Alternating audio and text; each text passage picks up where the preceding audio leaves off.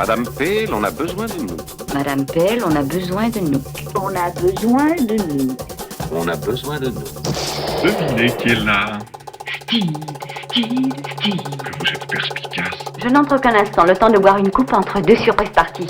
Que vous avez frappé à la bonne porte. Bonjour et bienvenue dans On a besoin de nous, le podcast français consacré à la série Chapeau melon et bottes de cuir, toujours animé par Eric. Bonjour Charlie. Pardon Antoine. Bonjour les filles. Ah bonjour Eric. Ah oui. Une petite histoire amusante, il était une fois deux producteurs qui avaient décidé de se lancer dans la télévision. Un au Royaume-Uni, l'autre aux États-Unis. Et ils avaient des idées assez similaires. Alors nous, Eric et Antoine, nous avons décidé de les réunir. Et on ne le regrette pas, car ce sont vraiment de drôles de mecs.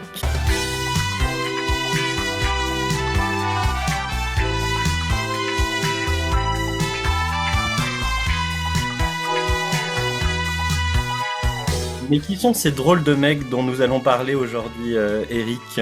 On va vous parler principalement, on va évidemment parler de Brian et de Albert, les mettre à bord de la saison 4 de The Avengers, mais on va vous parler surtout d'un producteur américain qui, lui, de l'autre côté de l'Atlantique, s'agite grave parce qu'il est complètement fan des Avengers, et ce mec, c'est Aaron Spelling. Avant de parler de lui, on voudrait vous dire un petit truc quand même sur notre podcast précédent. Le podcast sur le film, on s'est dit le film il est mal aimé, donc on va peut-être avoir du mal à réunir une audience sur celui-là. Et alors pas du tout, parce que c'est notre épisode le plus long et c'est aussi actuellement notre épisode le plus vu. Il a à l'heure actuelle réuni 4000 vues, c'est énorme. Oui, pour ce podcast c'est énorme, il faut comprendre... Pour nos auditeurs, ceux qui nous écoutent dès le début de cette émission, vous êtes une niche à peu près entre 600 et 800 personnes. On est très contents, je pense que le sujet vous a plu parce que c'est un sujet qui divise. Bon, ce qui n'a pas divisé, c'est le choix entre Diana et Uma. Vous n'avez pas été gentil sur la publicité, hein. Vraiment, il n'y a même pas un like pour Uma Thurman, non mais franchement.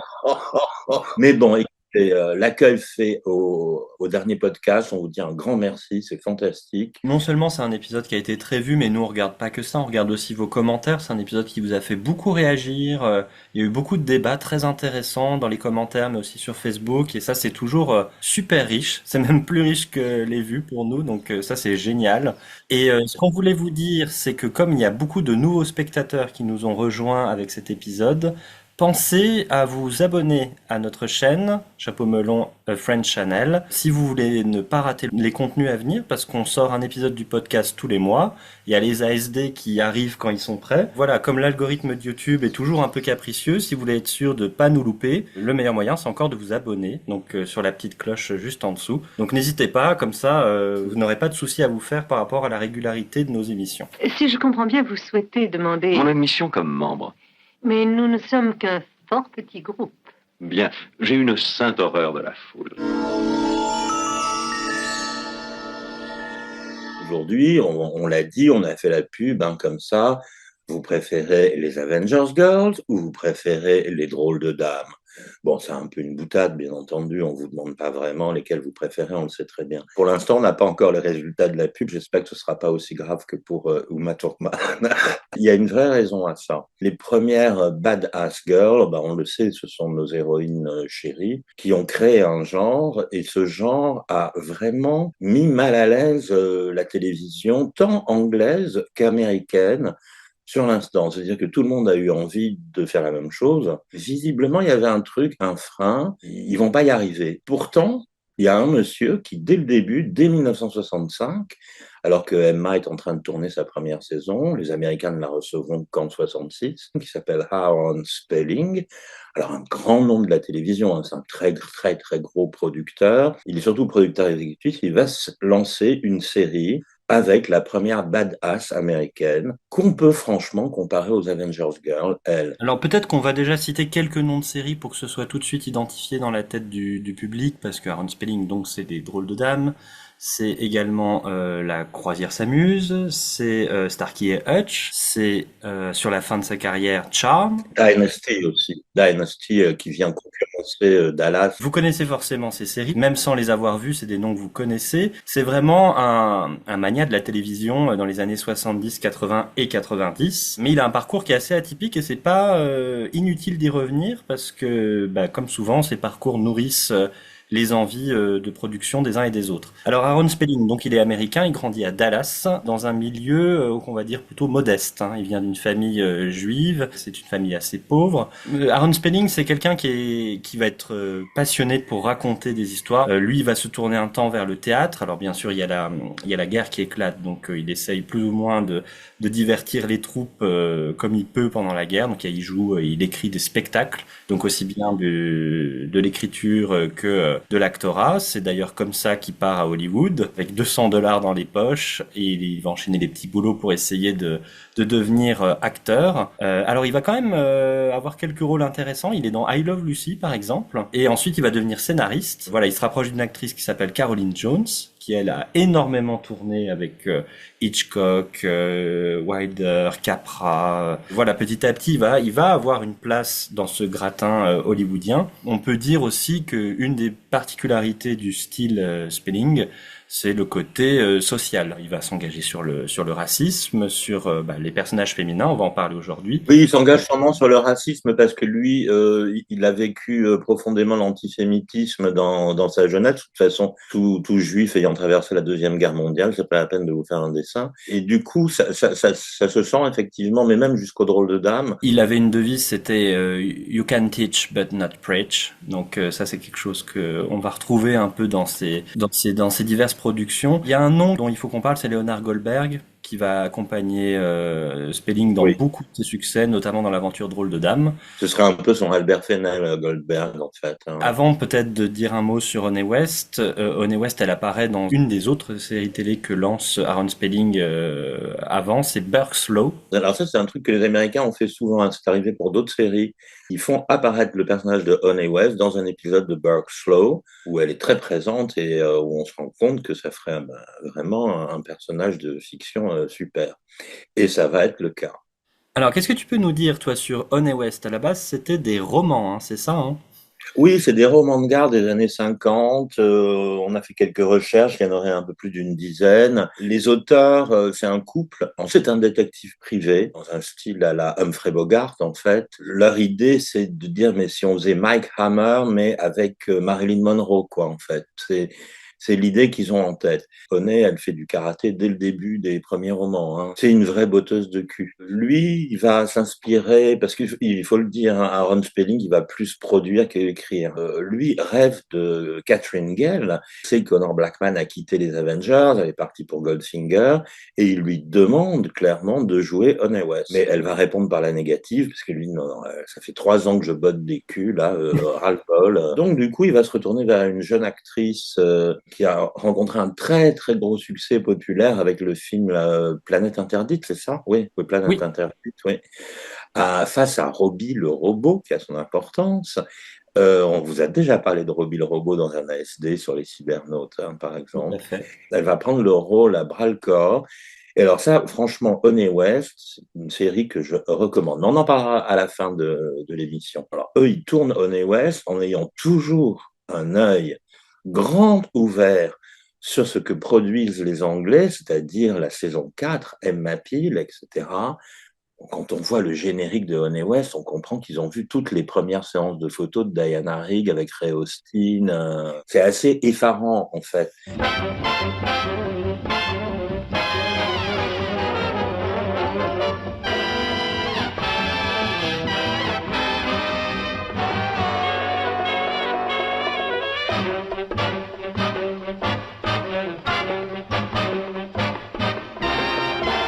On peut dire peut-être au niveau de la chronologie, c'est que la série Honey West, elle est diffusée entre septembre 65 et avril 66. Je vous rappelle que le casting de Diana Rigg se fait en décembre 64. Donc oui, ils ont déjà eu 6 mois de promo de The Avengers, même si pour le moment aucun épisode n'a été diffusé. Et les épisodes qui feront référence directement à The Avengers seront plutôt en cours de diffusion que les premiers diffusés de Honey West. Mais ils se nourrissent effectivement des Avengers, mais aussi de la bande dessinée. Il y a beaucoup de Modesty Blaise aussi dans le personnage de Honey West. Alors, énormément. Franchement, on retrouve. Alors, Modesty Blaise, elle est arrivée en 63 sous forme de comic strip, dans un quotidien, c'est le Evening Standard. Honey, elle a récupéré l'agent détective de son père qui est décédé. Elle travaille donc avec un des détectives de son père, qui est Sam, qui est vraiment le mec viril, castagnard, et elle vit avec sa tante May, je sais plus, je crois que c'est Meg, qui essaye d'apaiser la relation entre les deux, qui est assez volcanique. Et Honey et Sam, ils ont vraiment des scènes qui sont dignes de Modesty Blaise. Dans Modesty Blaise, elle a Willie Garvin, mais c'est pas la même chose, parce que Willie Garvin, dans Modesty Blaise, il la respecte totalement. Il l'appelle princesse, c'est le seul à l'appeler comme ça. Il obéit à Modesty. Là, c'est pas pareil. C'est vraiment un jeu de chien et chat. C'est très américain. Ça fait très comédie américaine à la Katharine Hepburn, Cary Grant. You tell him to get off his male ego. He was just the junior partner when my father was around. I'll tell him. Sam? She says she's sorry. I accept her apology. I said no such thing. You should have. Et donc, cette série qui marche très bien, malgré ce personnage de mâle dominant dans la série, Honey, on peut dire que c'est franchement la première botteuse de cul américaine. Elle est franchement digne de Katie, d'Emma et de ce que sera Tara plus tard. Elle est incroyable. Sauf que le problème, c'est qu'elle va se faire dégommer par Mrs. Peel, en fait. Et donc, elle va disparaître au bout d'une saison. Eh oui. ABC, qui diffuse Honey West, regarde, ils se disent, mais finalement, acheter les Avengers, c'est un contrat à $1 million. Hein. C'est un très, très gros contrat. Toute la presse en est pleine. Ils disent, oui, mais ça nous coûte moins cher, finalement, d'acheter les Avengers anglais que de continuer Honey West, alors que c'est des épisodes de 25 minutes, hein. Et donc, ils décident, on va pas avoir 2 botteuses de cul dans la même saison, donc si on achète les Avengers, on vire Honey West. Et c'est comme ça qu'en fait, la première vraie héroïne américaine a été dégommée par l'arrivée de Steve et Emma, en fait, voilà. Et donc, elle n'est pas restée dans les mémoires, personne ne la connaît, franchement, il faut être honnête, il n'y a que des fans de télé comme nous. Elle est culte, mais elle est morte dans l'œuf, en fait. Elle est morte à cause des Avengers. Et c'est encore pire en Europe, parce que, je vous ai dit, elle est diffusée en septembre 65 aux États-Unis. En Angleterre, elle est diffusée le premier épisode le 20 mai 66. Donc c'est trop tard en fait. D'ailleurs, toute la presse ne fait que comparer à The Avengers, et c'est pas un compliment pour Honey West, parce que ça fait vraiment under production, quoi. Aller voir Honey West, c'est quand même pas du niveau The Avengers, que ce soit l'écriture ou les moyens. À aucun niveau, en fait, c'est une petite série. Peut-être que les Américains en produisent beaucoup, des épisodes de 25 minutes. On n'a pas dit, mais Honey West, ça repose énormément sur les gadgets. C'est une des différences avec The Avengers.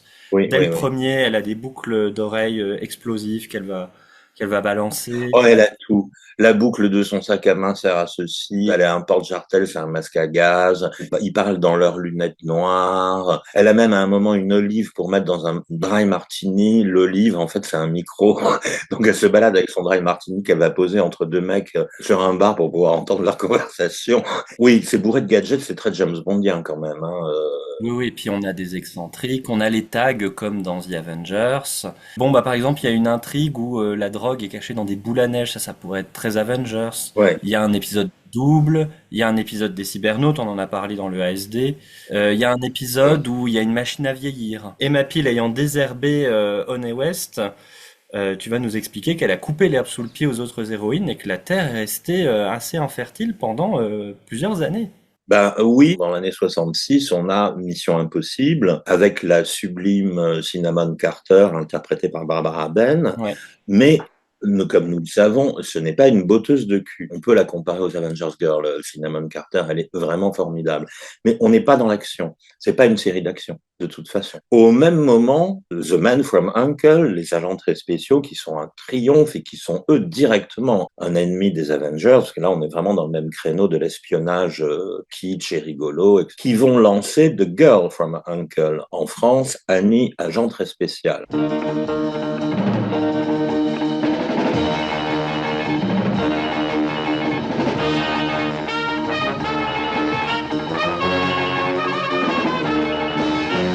Elle s'appelle pas Annie, elle s'appelle April Dance, et elle va être interprétée par la très jolie Stephanie Powers.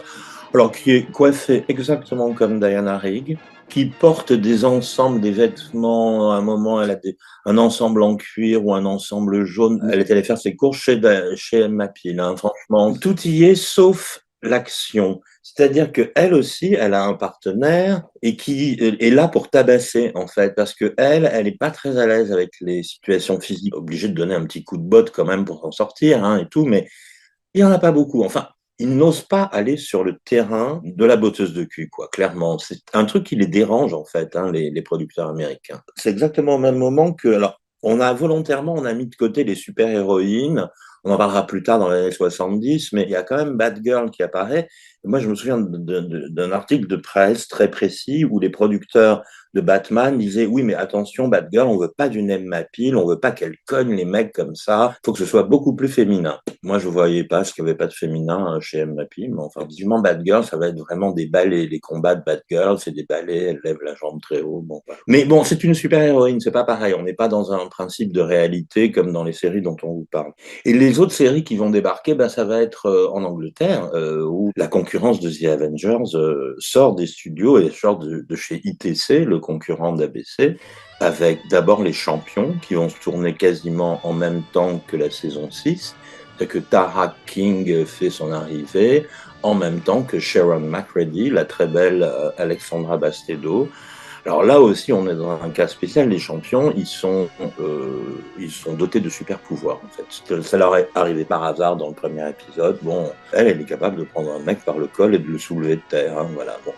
Sauf que c'est très peu utilisé. Ses partenaires masculins, oui, énormément, mais elle, pas tellement. De temps en temps, elle tabasse 2-3 mecs, mais bon, on est quand même dans la créature de séduction, c'est la jolie fille du trio, quoi, voilà.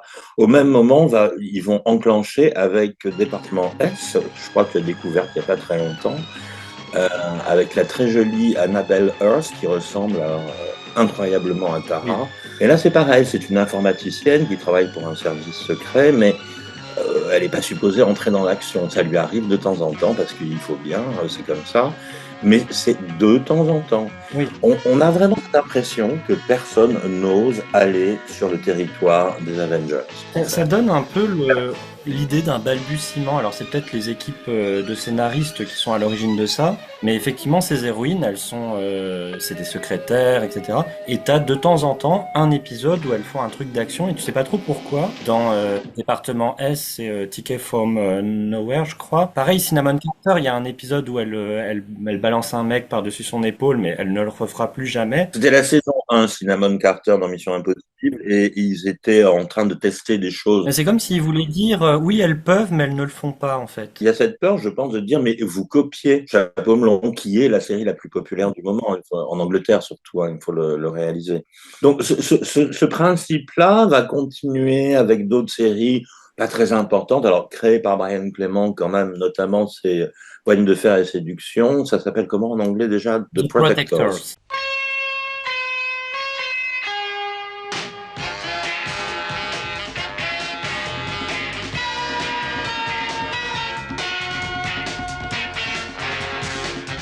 Ils ont engagé Robert Vaughn, donc l'agent très spécial, et ils lui adjoignent Nairi Down Porter, qui, Nairi Down Porter, avait été pressentie, mais très fortement même, pour être Catherine Gale en 1962. Et elle n'était pas disponible, donc elle n'avait pas pu prendre le rôle, et c'est comme ça Conor Blackman l'a récupéré. Et Nairi Down Porter, il joue une héroïne, la Contessa di Contini, qui est capable de se défendre, de donner des coups de poing, des coups de botte, mais ça n'arrive pas très souvent. Il y aura quand même 3 saisons hein, de The Protectors. On remarque toutes ces séries, il y a quand même un truc très particulier. Si vous les prenez toutes, depuis Honey West, dont on vous a parlé, jusqu'à The Protectors, c'est que ces jeunes femmes, elles sont peut-être capables, mais elles sont toutes sous la coupe d'un mec. Oui. Il y a toujours un partenaire masculin plus fort. Oh, on est bien content qu'ils viennent faire le coup de poing, quoi. Bon, on entre dans les années 70. Les Américains, là, ils vont donner un grand coup de pied dans la fourmilière. C'est fini, l'espionnage, tout ça, c'est terminé. La mode est passée. Il va y avoir une série très importante aux États-Unis. C'est Policewoman.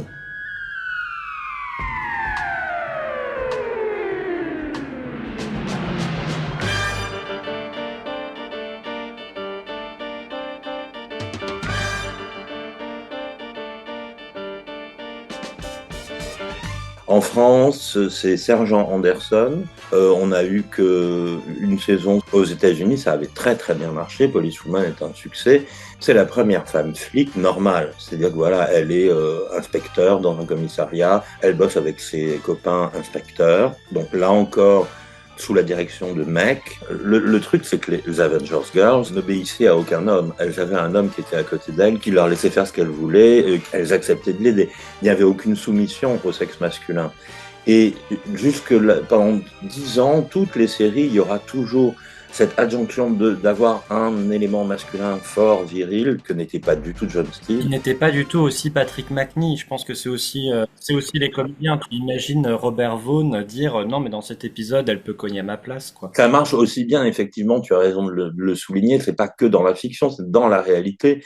C'est des acteurs qui vont dire ouais non mais ça va, c'est pas la fille qui va se sortir de toutes les situations, c'est moi. Et donc grosse surprise, en 1976, même fin 1975, qu'est-ce qu'on apprend dans la presse que celui qu'on a oublié, notre petit Aaron Spelling, qui avait créé la première botteuse de cul américaine, il remet le couvert en fait. Et alors il va avoir du mal à remettre le couvert effectivement parce qu'il y a cette mode de policewoman. Comme on vous l'a dit, Aaron Spelling n'est plus scénariste, donc ce sont des scénaristes qui lui apportent le projet et Goldberg et Spelling vont trouver l'idée géniale et pendant 2-3 ans ils vont essayer de la vendre. Ça va être assez laborieux, on va revenir dessus. Il y a eu un pilote qui a à moitié convaincu la chaîne. Pour ceux qui connaissent le générique de Charlie's Angels, ce sont 3 filles qui s'étaient engagées dans la police. Mais on les avait cantonnées dans des travaux bien peu passionnants. Alors moi, Charlie, je les ai sortis de ce cauchemar pour les engager. Et je ne le regrette pas, car ce sont vraiment de drôles de dames. C'est un peu Aaron Spelling qui a sorti les filles du commissariat de police où elles étaient avec Policewoman pour les ramener vers autre chose. Et cette autre chose, c'est cette version beaucoup plus glamour. C'est intéressant de voir le premier projet. À l'origine, il avait un projet de série. C'était 3 détectives privés qui s'appelaient Allison, Catherine et Lee. Et la série s'appelait The Harley Cats. Alors ça donne le ton, c'est du Honey West, quoi. C'est des personnages filins. Oui.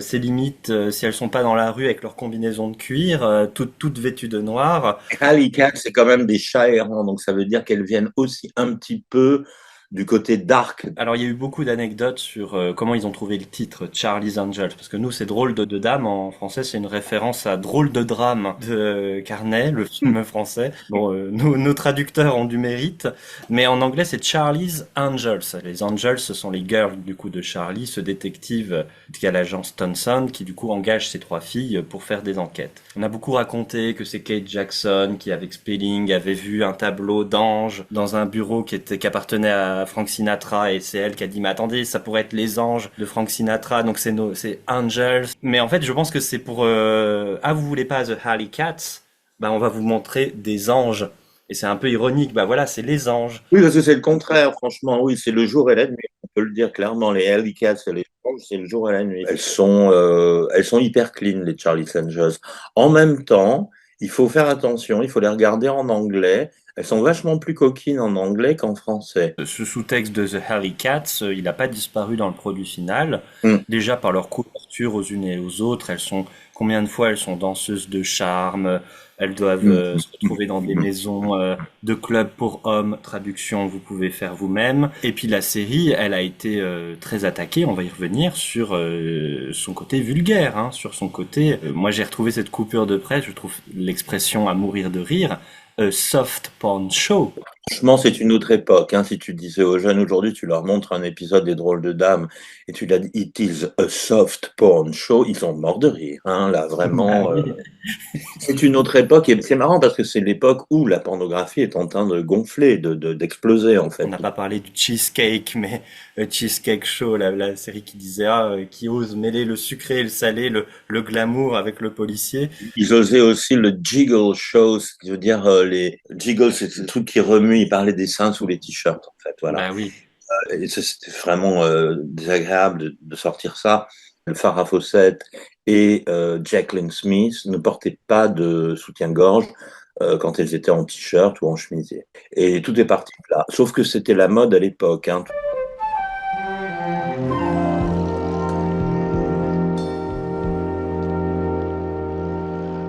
Avant d'attaquer l'équipe, peut-être on va dire un mot sur le pilote, puisque avant de lancer une saison de 24 épisodes, ABC accepte timidement de financer un pilote, mais ils vont demander à une réécriture importante à Spelling. Ça va être d'ajouter un personnage masculin.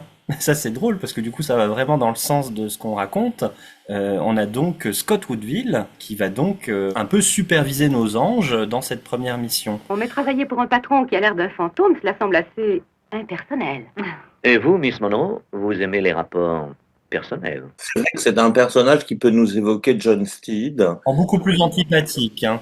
Même si bon, il a quand même la fleur à la boutonnière, donc il a un côté Steed, effectivement, ce personnage. Ouais, il a un côté britannique, mais il est plus directif que Steed. Mais en fait, il va pas durer, parce qu'il n'est que dans l'épisode pilote. Mais c'est sympa, en fait. L'épisode pilote, il fait plus penser à un truc du genre Mission Impossible avec que des filles, qu'à la série d'action que ça va devenir. Elle monte un plan dans une grande propriété. En se faisant passer pour une héritière. Dans le but de faire ressortir un corps. L'épisode est très réussi et d'ailleurs il va faire un carton. Il est diffusé 1 mois avant le lancement du tournage des New Avengers. La chaîne, en fait, en voulant produire ce pilote, ils ont voulu un peu couler le projet. Je pense qu'ils se sont dit, il va faire le pilote, il va pas fonctionner, on va annuler la série, etc. Sauf qu'en fait, là où Spelling, on voit que c'est un producteur télé assez malin, c'est que lui, il est persuadé que son concept et ses 3 interprètes principales, ça va suffire à tenir la série. Et il a raison. Je crois que les Américains doutent, donc 2 fois ils vont rediffuser le pilote avant d'être sûrs de lancer le show. On peut parler peut-être des actrices. Le trio sélectionné. Farrah Fawcett, Angel Monroe. Nous avons Kate Jackson en Sabrina Duncan. Alors Kate Jackson, elle était dans l'écurie Spelling depuis un moment puisqu'elle était dans The Rookies. Elle a fait 90 épisodes, donc voilà, c'était l'actrice un peu professionnelle. Le trio, oui, absolument. Kate Jackson était la pro du trio. Elle avait une vraie expérience de télé. Ils la prennent comme tête du trio. Et après, c'est sûr qu'ils cherchent plus des bombes. Alors, Aaron Spelling, il connaît Farrah Fawcett très bien puisqu'il l'a fait tourner. Ça, c'est toi qui nous a dégoté ça, mais elle a fait une production peu de temps avant avec lui. Farrah Fawcett a de l'expérience aussi. Dès la fin des années 60, elle va être chez Claude Lelouch dans un second rôle. Je crois que c'est dans un homme qui me plaît. Ensuite, elle est dans Myra Breckinridge, qui est un film à scandale avec Raquel Welch et Mae West, tiré d'un best-seller sur la première transsexuelle. Raquel Welch joue le rôle d'un transsexuel. Donc elle a une expérience. Elle vient de tourner aussi au cinéma. C'est à L'Âge de cristal. Logan's Run, mais c'est un film culte, Logan's Run, et elle a un chouette petit rôle sympa. Surtout, tous les Américains la connaissent, en fait. Tous les Américains la connaissent parce qu'elle est ultra bright, le dentifrice, parce qu'elle est je ne sais quel shampoing. On peut l'imaginer avec cette incroyable chevelure. Oui, elle fait des pubs de shampoing. Elle n'est pas la seule parce que Kelly Garrett, qui vont aller chercher, la 3e, c'est pareil. Elle est dans la presse People aussi. Ben oui, elle est dans la presse People parce qu'elle a épousé l'homme qui valait 3 milliards. Elle n'est pas Farrah Fawcett, elle est Farrah Fawcett major quand elle rentre dans la série. Quand elle accoste les drôles de dames, son visage, ce grand sourire gypse, cette mèche blonde et tout, c'est connu. On la connaît sans trop savoir pourquoi. Ils avaient la brune, donc, actrice très professionnelle. Ils avaient la blonde, qui avait, des petits rôles d'action comme ça, à gauche, à droite. Il leur manquait la rousse. Mais en fait, au casting, ils sont tombés sur Jacqueline Smith et il n'y a pas eu photo. Ils se sont dit, on s'en fout qu'elle soit pas rousse. On va la prendre comme elle est. C'est quand même une merveille. Elle aussi, les cheveux, on dirait qu'ils ont été créés pour une pub L'Oréal. On a une anecdote sur son audition, mais je sais pas si c'est vrai, mais Aaron Spelling raconte qu'elle avait une autre audition pour Universal, et donc elle a un peu torpillé son audition, puis elle a dit je suis désolé, je dois partir, j'ai une autre audition ensuite, et ils lui ont fait non, vous restez là, vous êtes superbe, vous allez être très bien payé ici, donc on vous engage, ne sortez surtout pas de ce bureau. Alors je sais pas si c'est vrai cette anecdote, mais ça donne très bien le ton. Je sais pas si c'est vrai, mais je me mets à la place d'Aaron Spelling et je dis que c'est vrai. Après, bonne actrice, elle va faire des progrès tout au long de la série et elle va faire une très jolie carrière. D'ailleurs, des 3, c'est celle qui va s'en sortir le mieux, en fait. Jill Monroe, bonjour. Bonjour. Sabrina Duncan, bonjour. Enchanté. Kelly Garrett. Vous êtes toutes encore plus belles que Charlie m'avait dit. Tu regardes ce trio, tu te dis, ouais, ça fonctionne. Elles sont très complémentaires. On peut dire aussi que c'est Kate Jackson qui a beaucoup joué pour être un peu différenciée du trio. Oui.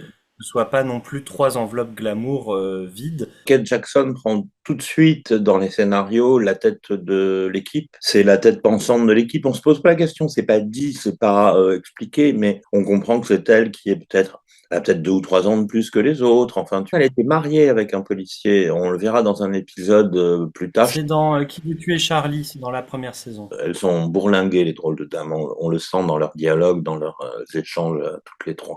Si t'étais arrivé un peu plus tard, ce salopard m'aurait sûrement violé. Oh, c'est bien la première fois que je t'entendrais te plaindre de ça. Ouais, mais c'était pas tout à fait Robert Redford, tu vois. Remarque, avec Robert Redford, c'est plutôt moi qui l'aurais violé. Ah, ça, je te comprends. Une fois ce trio réuni, les premiers épisodes qui vont être tournés sont, on les regarde aujourd'hui, on est catastrophés, quoi. C'est vraiment très, très mauvais, en fait. Charlie a découvert qu'un système d'alarme L714 avait été installé dans les établissements Butch situés sur les boulevards extérieurs de Corbin. Je vois, il suivait exactement le tracé de la course routière. Les établissements Butch ont une réputation internationale dans la commercialisation des diamants bruts. Et c'est là où Marie intervient. Butch est sur l'itinéraire de la course. C'est pour ça que Wells avait une copie du plan dans sa chambre. Une fortune en diamants va se retrouver au Mexique au nez et à la barbe de la douane pendant la course. Et Sabrina doit être prévenue. Mais c'est ce que je venais vous dire. Les voitures font leur dernier tour de piste avant de prendre la route. Il n'y a plus de temps à perdre. Venez. Moi, j'ai découvert une interview de Werner Rosenwig, qui lui est appelé à la rescousse pour s'occuper des scripts à partir du 5e, et qui disait, mais c'est assez terrible, les scripts, les 4 premiers, il a pas eu le temps d'y toucher. Il dit, mais c'est horrible, ça va être diffusé, ça va ruiner ma carrière et celle de mes collègues, d'avoir des scripts aussi mauvais. Now, give them power, give them the position of being smart. Let them be the people who say, Charlie, we met the client, and then let them meet the client.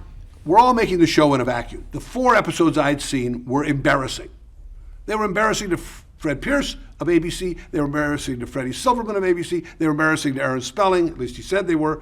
And so they wanted it fixed, and that's why they brought me in. Il arriverait sur Mais qui veut tuer Charlie ou sur Une prison pour ces dames. Oui, si on compte le pilote, il arrive sur l'épisode où elles sont obligées de rentrer en prison pour sortir. Kim Basinger, qui est dans cette prison, tu te rends compte? Ils ont eu des débutantes magnifiques. Et des guests, parce que ça, c'est le réseau Aaron Spelling. Et le fait qu'il gérait 30 séries d'un coup, qu'il était pote avec je sais pas combien de stars, on pourra peut-être faire une liste. Sur Charlie Angels. Beaucoup de super guests sur la série, oui, absolument. Mais ce que ce fameux scénariste n'a pas envisagé, c'est que le public féminin va énormément s'identifier à ces 3 filles. Contrairement à Police Woman, contrairement aussi aux super héroïnes du moment, on a Wonder Woman, on a Super Jenny. La grande différence avec les Charlie's Angels, c'est que ce sont des filles de Los Angeles, mais du coup c'est des filles à niveau de leur public, que ce soit le public masculin, ce sont des filles qui pourraient désirer... pourraient croiser, en fait, elles s'habillent comme les jeunes femmes à la mode de l'époque, elles ont ces pantalons, pattes d'éléphant, des plateformes shoes un petit peu, des t-shirts, des chemises. Elles sont assez élégantes en fait, mais simples. Tu vois, c'est comme les filles qui iraient s'habiller chez Zara aujourd'hui. Tu peux t'identifier complètement à elles. Elles ont des vies normales. C'est pas des Avengers Girls. Les Avengers Girls étaient admirées, idéalisées, mais elles n'étaient pas totalement ancrées dans la réalité. Elles étaient upper class. Alors que les drôles de dames, non. On connaît leurs intérieurs parce que ça aussi, ils vont jouer là-dessus. Elles ont chacune un appartement. Jill a une maison sur la plage à Malibu. Sabrina a un appartement en ville. Kelly qui a une très jolie petite maison façon Ma sorcière bien-aimée, si tu veux, un peu dans un quartier résidentiel comme ça. Les Américains peuvent les identifier. Là, t'as l'impression que c'est une bande de copines dans laquelle tu peux t'intégrer assez facilement. Et d'ailleurs, ça va aller avec le merchandising, puisque moi, je suis retombé sur plein d'extraits de pubs Hasbro, de Barbie, de poupées, en fait, drôles de dames. Sabrina, Kelly and Chris. Yes, Charlie's Angels. Beautiful doll. Imagine Kelly wherever she goes. In Charlie's Angels, beautiful clothes. Et alors, le succès est phénoménal. Dès le début, dès les premiers épisodes, elles font la couverture du Times. Quand même, c'est pas rien, avec comme sous-titre TV super-héroïne, le prince Charles qui va rendre visite, il veut qu'une chose, lui c'est visiter le set des drôles de dames. Ça donne tout de suite le ton du succès qu'a été la série, qui va se perdre ensuite de saison en saison. Et du coup les difficultés, je pense, des équipes de scénario, de vouloir ainsi faire évoluer la série, creuser les personnages, Spelling et Goldberg vont lui répondre, mais pourquoi? Enfin, ça cartonne déjà, c'est déjà un gros succès, il n'y a pas spécialement besoin. Il avait raison au début, c'est quelque chose que j'ai moi-même connu à la télévision. Quand tu tiens un succès, tu t'y accroches et tu ne veux pas en changer une virgule. Mais en passant de saison 2 à saison 3 et alors à saison 4 et 5, ça se casse la gueule parce qu'ils auraient dû évoluer. Là où les Avengers ont évolué d'une manière hallucinante. Là, pas du tout. En fait, tu retrouves tout le temps les mêmes plots en saison 5 avec la pauvre James Bond girl, comme elle s'appelle, Tanya Roberts. Mais ils ont tablé sur l'énorme succès de la sortie. Parce que au début, les premières semaines, ça a été énorme, quoi. Même en France, elles sortent un an plus tard. Elles sortent en 78, le 8 janvier sur Antenne 2. Ouais, c'est ça, voilà. Elles ont fait la une de Paris Match. Il n'y a pas eu beaucoup de séries télé étrangères qui aient fait la une de Paris Match. Tu as eu Chapeau melon et bottes de cuir avec Linda Thorson. Je pense que Colombo a fait la une de Match. Et tu as les drôles de dames. Donc franchement, c'était un événement pour nous aussi en France. Sabrina, mais tu ne m'as jamais dit que tu devais venir ici. J'ai demandé une analyse balistique, Robert. Ah, je t'offre à déjeuner. Non, je peux pas aujourd'hui. Tiens, par contre, accompagne-moi à la voiture. Tu as les billets pour samedi soir? Oui, au 10e rang. Non, c'est vrai? Oh, ça va être super chouette. Le fait de s'être beaucoup reposé sur ces 3 figures de proue qu'ont été ces 3 filles, et qui est vraiment le carburant de cette série, fait que la série va avoir vraiment beaucoup de difficultés à renouveler son casting. Farrah Fawcett annonce très vite qu'elle ne fera pas la saison 2. Il devait être franchement furieux. Alors qu'elle était encore sous contrat, c'est pour ça qu'elle reviendra ensuite en saison 3. Oui, alors c'est un cas qui est assez proche de Diana Rigg. Elle a encore 6 épisodes par contrat. Donc ils vont se venger et elle reviendra. Alors de retour au bercail, il est juste à l'heure pour le boulot. On discutera de ça plus tard, d'accord? Pour une course? Non, pas précisément. Bonjour, Charlie. Bonjour, Bosley. Vous ne devinerez jamais quelle personne se trouve en face de moi en ce moment même. Bonjour, Jill. Ah bah ça alors. Bonjour, Charlie. Je suis très contente d'entendre à nouveau votre voix. Le premier remplacement se fait très bien. D'abord, l'excellente idée de décider que c'est sa petite sœur qui vient épauler les drôles de dames. Chris Monroe? La grande Chris Monroe, la célèbre sœur de Jill Monroe, en chair et en os. Soyez venus nous faire rire. C'est pas vrai. Oh, salut. Alors tout ça, c'est le garce de Jill qui ne nous a rien dit. En tout cas, elle vous embrasse. Elle est en Espagne. Elle s'entraîne sérieusement maintenant. Elle peut être la première femme à remporter le Mans. Oh, elle y arrivera, telle que je la connais. Hé, je croyais que Jill t'avait inscrite dans une grande école. Oui, c'est vrai. Tu as obtenu un diplôme pour en être sortie? Non, pas tout à fait. Ah bon? Et qu'est-ce que tu vas faire? Pendant que Jill me croyait à l'université, je m'étais inscrite à l'école de police de San Francisco. Et Cheryl Ladd va s'implanter, mais tout de suite. Bon, elle est magnifique. C'est la poupée Barbie parfaite, mais justement pas tellement dans son personnage ni dans son jeu. Elle est espiègle et elle a vraiment ce côté petite sœur, je trouve, de Jill. C'est tout à fait crédible. Je crois que sur le plateau, ça se passait pas très bien entre Kate Jackson et elle. Non. C'est un peu regrettable, mais c'est comme ça, c'est souvent le cas. Le public accepte ce remplacement. Et il va l'accepter d'autant plus facilement c'est à partir de la saison 3 que Farrah revient, c'est ça? Et elle va faire 3 épisodes en saison 3, 3 épisodes en saison 4. C'est pas les meilleurs d'ailleurs, forcément. Mais bon, il y en a qui sont sympas, notamment on pourra la voir croisant James Bond, Timothy Dalton. Le 3e changement, ce sera quand Kate Jackson, elle aussi, décide de se casser. Mais bon, après 3 saisons, ça peut se comprendre. On voit très bien dans la dynamique du trio que c'est Kelly qui va prendre le rôle de Kate Jackson. Et la petite nouvelle, c'est Shelley Hack. Alors Shelley Hack, très intéressant, c'est un top modèle. C'est très connu pour avoir fait la pub du parfum Charlie. Ah. Et le parfum de Charlie était sorti exactement en même temps que les drôles de dames. Donc, du coup, c'était un peu amusant pour eux de dire, mais tiens, si on prenait la fille de Charlie... Chris Kelly, voici Tiffany Wells. Enchantée. Bonjour. Shelley Hack va être peut-être trop élégante pour la série. Elle fait trop upper class. Elle est très... Elle fait presque Avengers Girl. D'ailleurs, elle a ce côté professeur en métaphysique. Elle est très perdée, en fait, en réalité. Ça va pas prendre. Donc, cette saison va avoir moins de succès parce que le public reconnaît pas ses Charlie Changels habituels, en fait. Elle est un petit peu trop distinguée, un petit peu trop distante. Moi, je suis pas du tout d'accord, je la trouve formidable, je trouve une des meilleures remplaçantes, bien meilleure que sera Tanya Roberts dans la saison suivante. Avoir tout misé sur son casting fait que dès que tu retires un ingrédient de la potion... Ben oui. Et c'est vrai que dans la presse, c'est ce qui a été énormément commenté. Vous croyez vraiment que je suis faite pour ce métier? Bien sûr, oui, pourquoi? Vous faites un excellent travail. Je ne sais pas. Je me dis que je n'ai aucune expérience et elles savent tout. Et je sais que Sabrina et elle étaient tellement proches. Bien sûr, naturellement. Mais surtout, ne vous inquiétez pas. Hein? Il faut seulement du temps pour mieux vous connaître et c'est tout. Ce n'est pas ce que je veux dire. Elles sont vraiment très gentilles avec moi. Mais je ne voudrais pas les décevoir. Les drôles de dames vont être les jeunes femmes indépendantes de ce milieu des années 70.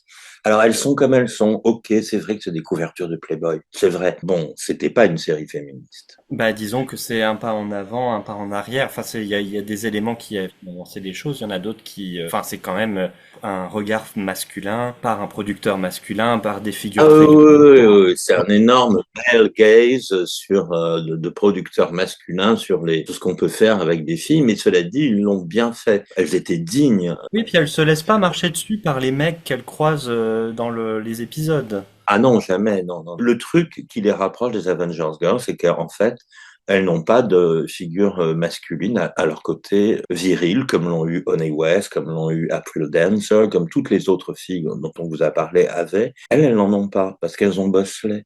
J'allais nous lancer justement sur Bosley. Elles ont Bosley et Charlie. On va peut-être les traiter Et Charlie, alors Charlie, on le voit pas, alors comme c'est gentil, il se fait masser, il est avec ses jolies filles, il sert à rien, juste à lancer la mission. Puis d'ailleurs, elles sont elles l'adorent, elles sont fans évidemment, elles adorent Charlie, mais en même temps, elles n'arrêtent pas de se moquer de lui aussi. Charlie ne va jamais accepter ça.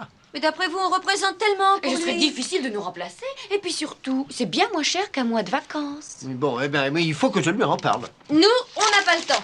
Parce qu'après tout, le boiteux a peut-être placé des bombes sous le parquet. Elles se laissent pas faire, tu vois, même en tant que salariées de cette entreprise de détective privé, elles sont tout le temps en train de demander des augmentations, de te faire payer des vacances, et oh Charlie, ça va, après que tu nous avais fait, nous avais en prison, alors maintenant...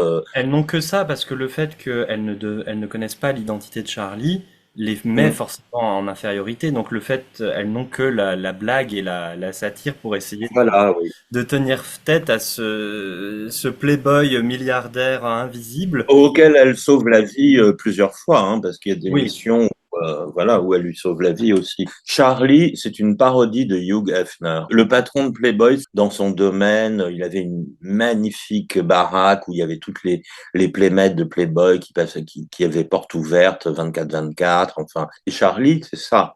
C'est au bord de la piscine, toujours une jolie fille, une partie d'échecs, du champagne, etc. C'est à la fois John Steed et à la fois Hugh Hefner. Et Mother. Et Mother, oui, au milieu de la piscine. Et Spelling. Et Spelling lui-même, bien sûr, évidemment, oui.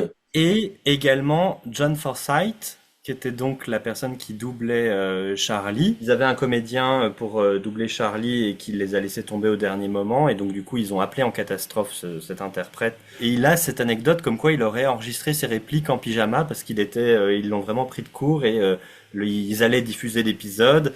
Et je trouve que cette anecdote, elle va se retrouver ensuite en clin d'œil dans plusieurs épisodes de Charlie, il est à moitié nu, en train d'être massé par des masseuses. Enfin, cette idée de Charlie dans son intimité, je pense que ça vient de cette anecdote. Il faut noter quand même que pour nous, Français, Charlie est doublé par Jean Berger. Bah, c'est délicieux puisque c'est la voix de John Steed. Puis on se fait aussi une petite histoire dans notre tête comme quoi Steed, après avoir géré les Avengers Girls, gère à Los Angeles les anges. Quelle honte. Et quelle honte, quel cochon, c'est vraiment honteux. Mais cela dit, Patrick McNee était parti à Los Angeles aussi. Bah oui, dans une piscine, pour mener un style de vie assez proche de celui de Charlie, donc pourquoi pas. Très proche. Donc Charlie, il n'est pas là, donc il va pas bouffer beaucoup de place aux anges.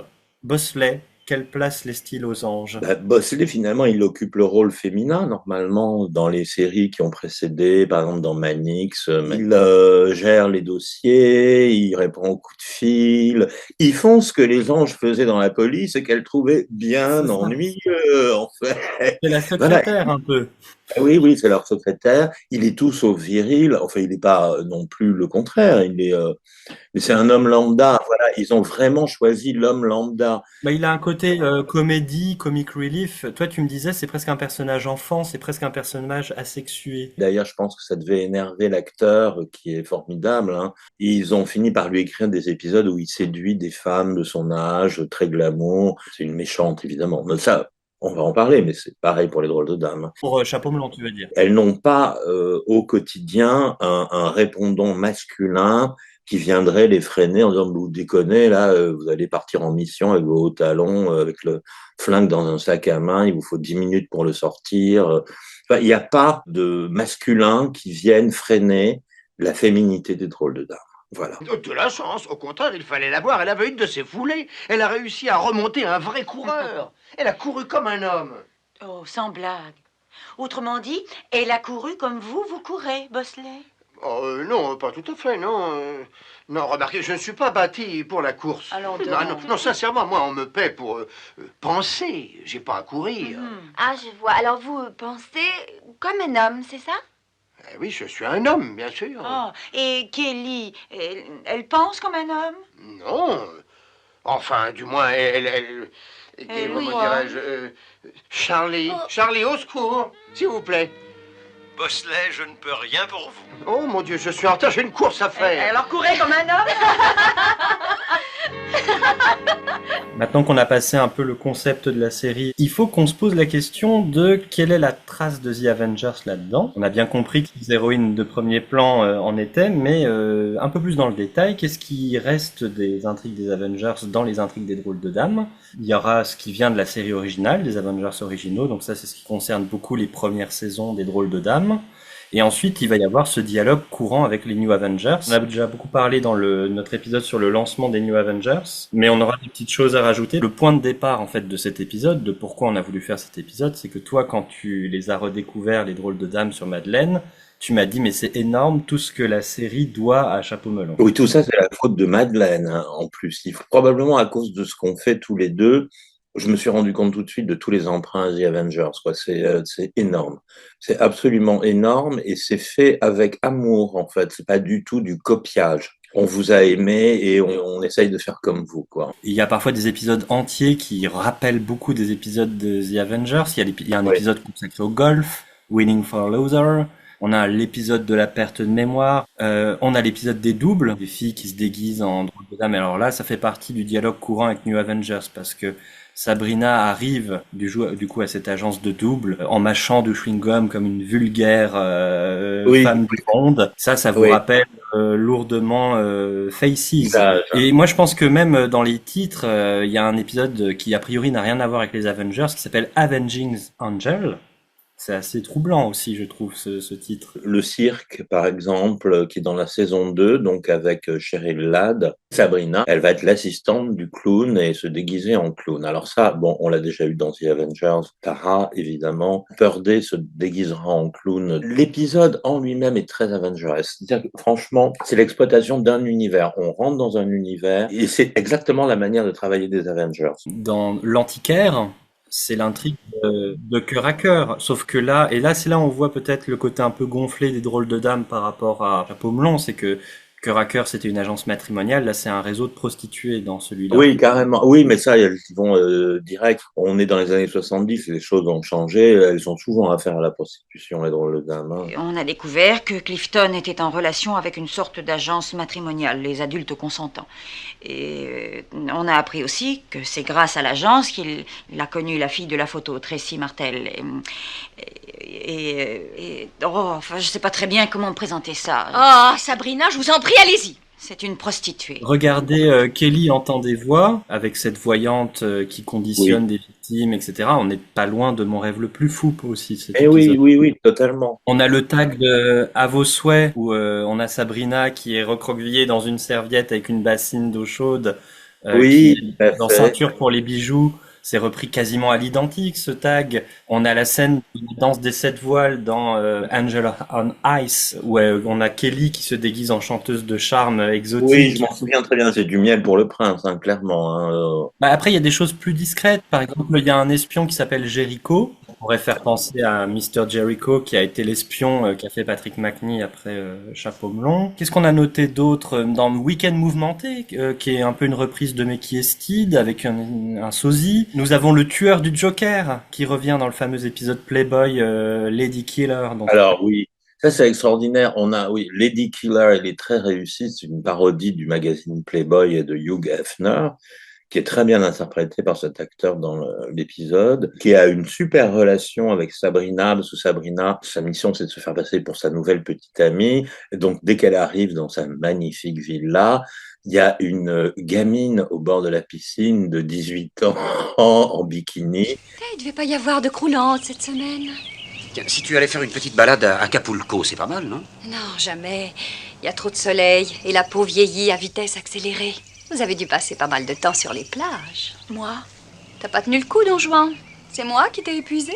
Oh, si seulement tu voulais faire preuve de patience, je Non, pourrais... téléphone-moi quand tu en auras marre des antiquités. L'épisode est, c'est les ciseaux, quoi. Le Joker. Le tueur utilise une paire de ciseaux pour couper les cheveux des playmates après les avoir endormis avec du chloroforme. L'idée des cheveux, ça m'a toujours fait rire parce que les drôles de dames et leurs cheveux. Là, en fait, le méchant veut couper les cheveux de toutes. Parce que d'une façon de les tuer, c'est une façon de les scalper, quoi. Il y a un épisode Stunt Woman où elle se déguise en Robin des Bois. Ça aussi, ça fait penser à des choses. Justement, dans le milieu du cinéma, il y en a un autre dans la saison 1 où elles viennent protéger une star qui a des visions. Elle revoit des scènes de ses films avec des morts. Elle voit un pendu dans son jardin et c'est pas compliqué. C'est Boulevard du Crépuscule de Billy Wilder. C'est épique. Évidemment, c'est caméra meurtre, en fait. C'est amusant parce que en même temps, Brian Clement a écrit Caméra meurtre en étant inspiré par Billy Wilder, et cet épisode rend hommage à la fois à Epic et à la fois à Boulevard du Crépuscule. Donc c'est vraiment les chassés-croisés comme ça, on pourrait y passer des heures en fait. Il y en a plein. Donc en fait, on a surtout l'amour que porte Aaron Spelling à Chapeau melon et bottes de cuir. Moi, je pense que toutes ces références, elles sont là aussi pour nuancer le discours public et officiel de Spelling, qui lui va déclarer que c'est lui qui a amené les super-héroïnes à la télévision.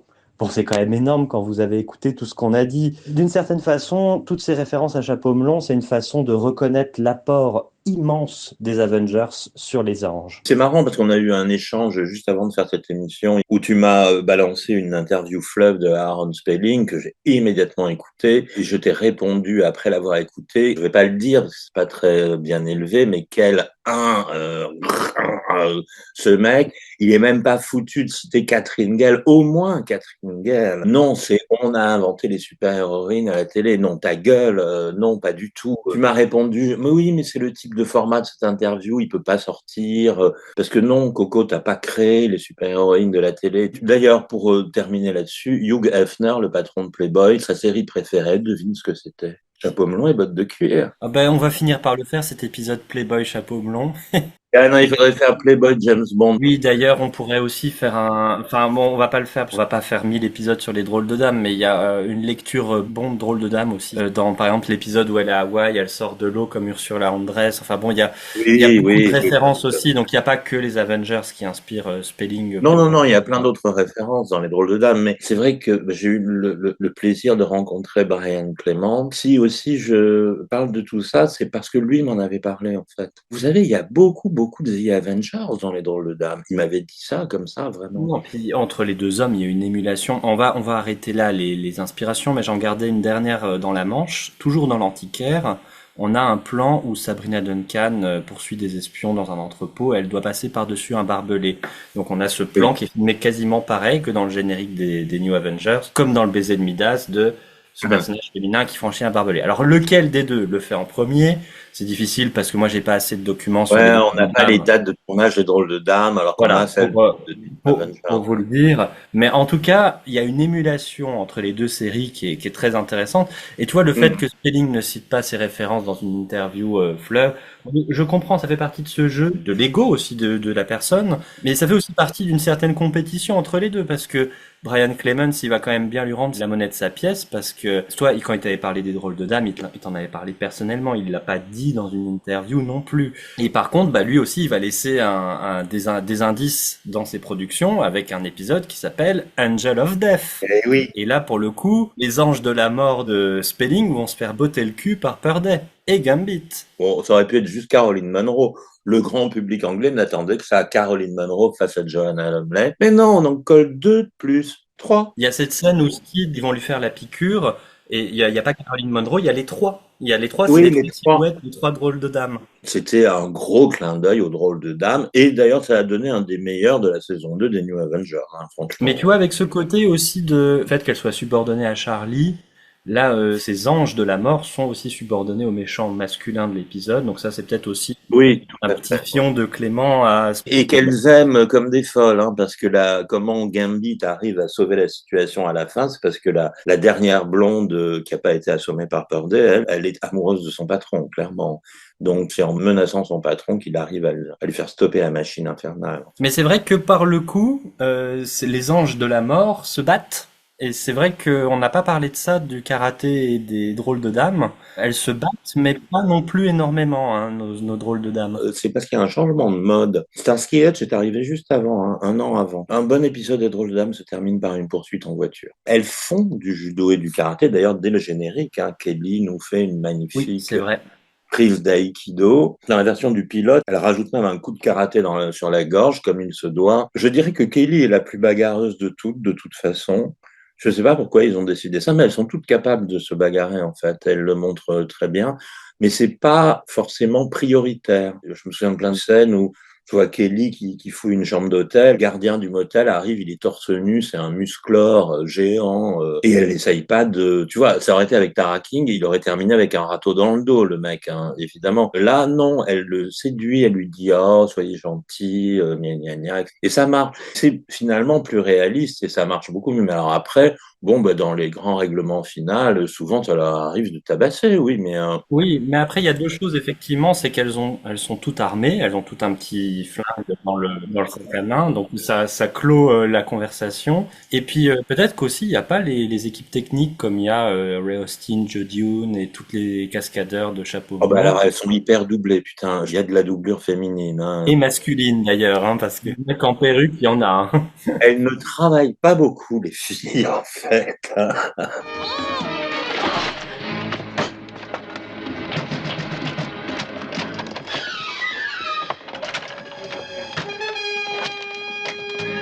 Rien de cassé?